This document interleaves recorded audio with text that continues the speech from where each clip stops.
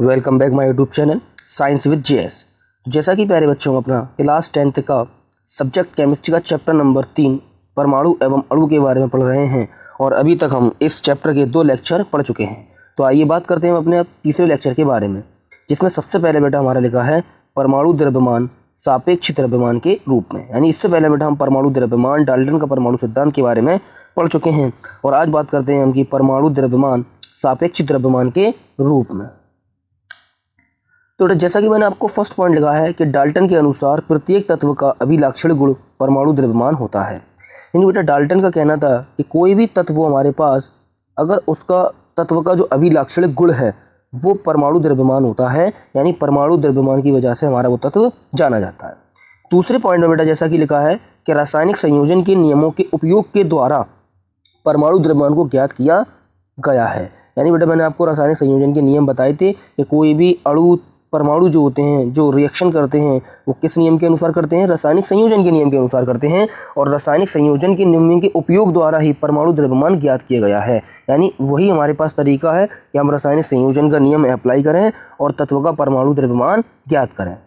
तीसरा पॉइंट बेटा लिखा है प्रारंभ में हाइड्रोजन को मानक तत्व के रूप में चुना गया क्योंकि ये सभी तत्वों में हल्का तत्व है। यानी सबसे पहले जब हमने परमाणु द्रव्यमान को निकालने की कोशिश की तो हमने हाइड्रोजन को एक मानक तत्व माना, एक आइडियल तत्व माना और हाइड्रोजन के सापेक्ष हमने परमाणु द्रव्यमान की गणना की। बेटा जैसा कि मैंने आपको नेक्स्ट पॉइंट में लिखा है इसकी सहायता से किसी तत्व का हाइड्रोजन के सापेक्ष परमाणु द्रव्यमान इस प्रकार व्यक्त किया गया है। यानी हाइड्रोजन के सापेक्ष हम किसी भी तत्व का परमाणु द्रव्यमान निकाल सकते हैं। आइए बेटा देखते हैं हम किस तरह से आपको परमाणु द्रव्यमान निकाला जाता है।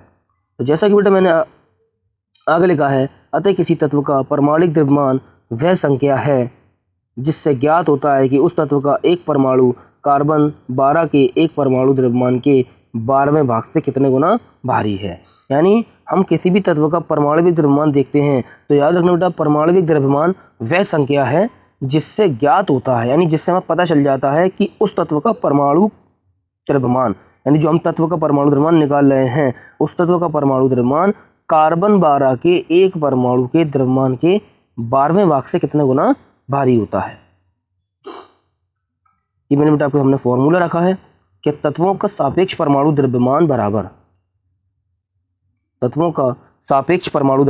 बराबर तत्व के एक परमाणु का द्रव्यमान अपॉन हाइड्रोजन के एक परमाणु का द्रव्यमान। यानी हम किसी तत्व का सापेक्ष परमाणु द्रव्यमान निकालते हैं तो हमें उस तत्व के एक परमाणु का द्रव्यमान रखना पड़ता है और फिर हमें उसके अपॉन में हाइड्रोजन के एक परमाणु का द्रव्यमान रखना पड़ता है, तब हमारा तत्व का सापेक्ष परमाणु द्रव्यमान निकल कर आता है।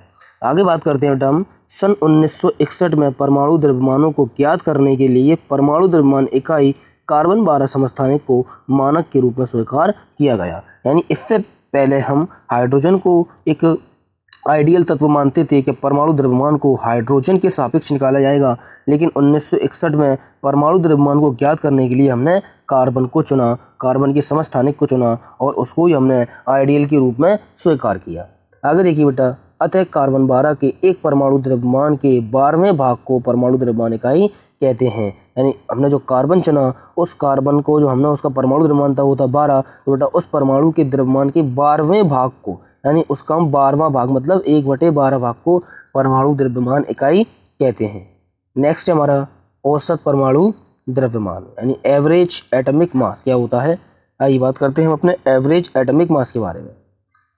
तो सबसे पहले फर्स्ट पॉइंट में आपको देखा है अधिकांश तत्व विभिन्न परमाणु द्रव्यमानों वाले अनेक रूपों में पाए जाते हैं। यानी बहुत सारे तत्व ऐसे होते हैं जो अलग अलग परमाणु द्रव्यमान वाले अनेक रूपों में पाए जाते हैं।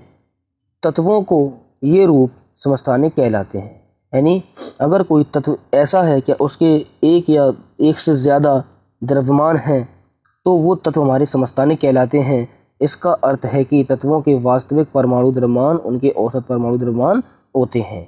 यानी जो हम तत्वों का वास्तविक परमाणु द्रव्यमान निकालते हैं वो वास्तविक परमाणु द्रव्यमान हम औसत परमाणु द्रव्यमान की मदद से निकालते हैं। नेक्स्ट हमारा कुछ तत्वों के परमाणु द्रव्यमान। तो यहाँ पर कुछ तत्वों के परमाणु द्रव्यमान दिए गए हैं जिसमें मैंने आपको 4 से 5 तत्व के परमाणु द्रव्यमान के बारे में बताया है। जैसा कि मैंने सबसे पहले बेटा लिखा है आपका तत्व और सामने लिखा है परमाणु द्रव्यमान। तो सबसे पहले मैंने लिखा बेटा हाइड्रोजन, जिसका परमाणु द्रव्यमान होता है 1।